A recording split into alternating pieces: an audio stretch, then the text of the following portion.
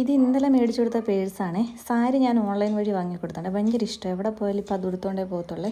പിന്നെ ഓട്ടോ വന്ന് ടൗൺ വരെ പോകണേ. എപ്പോഴും ഈ ഓട്ടോയ്ക്ക് പോകുന്നത് എന്താണെന്ന് ചോദിച്ചാൽ ബസ്സിന് പോലെ ഒരു ചടങ്ങാണ്. നമ്മൾ വിചാരിക്കുന്ന സമയത്ത് പോകാനോ വരാനോ ഒന്നും പറ്റില്ല, ബസ് കിട്ടത്തില്ല. അതുകൊണ്ടാണ്.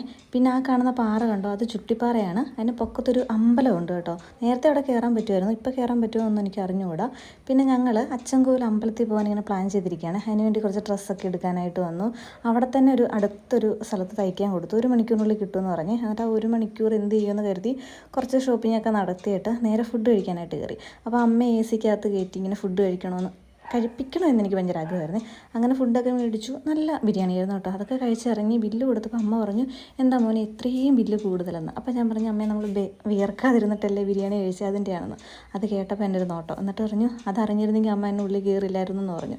എന്താ നമ്മുടെ അമ്മമാരൊക്കെ ഇങ്ങനെ, അവരെന്താ ഇങ്ങനെയൊക്കെ വിചാരിക്കുന്നത് ഞാനിങ്ങനെ കുറേ നേരം ആലോചിച്ച്. അതിനുശേഷം അവിടെ ചെന്നപ്പോഴത്തേക്ക് നമ്മൾ കൊടുത്ത ഡ്രസ്സൊക്കെ തയ്ച്ച് കിട്ടിയിരുന്നേ. ഇത് കണ്ടോ, എനിക്കിങ്ങനെ കാവടി എടുത്ത് പളനിയിൽ പോകണമെന്ന് ഭയങ്കര ആഗ്രഹമായിരുന്നേ. പറ്റിയില്ല. പെട്ടെന്നൊരു പ്ലാനിങ് ആയതുകൊണ്ട് നേരെ ഓടി പളനിയിലോട്ടങ്ങ് പോയി. പിന്നെ അവിടുന്ന് സാധനമൊക്കെ മേടിച്ചിട്ട് വീണ്ടും ഒരു ഓട്ടോ വിളിച്ച് നേരെ വീട്ടിലോട്ട് വന്നു.